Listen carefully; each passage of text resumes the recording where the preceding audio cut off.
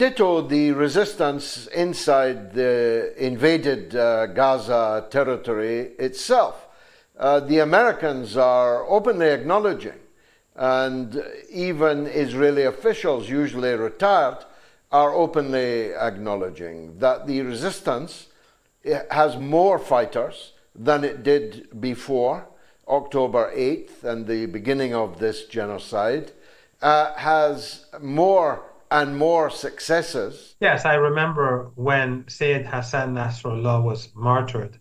I was in Beirut, and immediately Western journalists contacted me and put me on television and said, "What will happen now?" And I said, "Nothing. Hezbollah will continue the fight.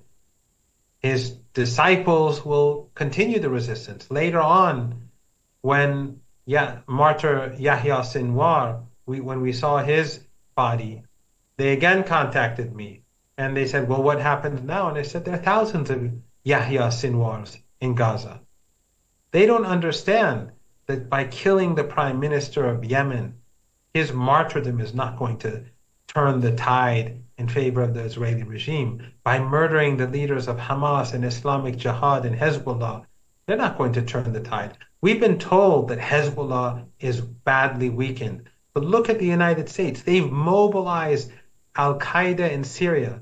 Their proxies in Syria, Jolani and ISIS and Al-Qaeda on the one hand, the Israeli regime in the south, and also their proxies in Lebanon, the Lebanese forces and the fascists and pro-Western parties in Lebanon, all of them have been mobilized with Saudi money, and yet they're fearful of attacking the resistance. They're fearful of trying to disarm the resistance. Why?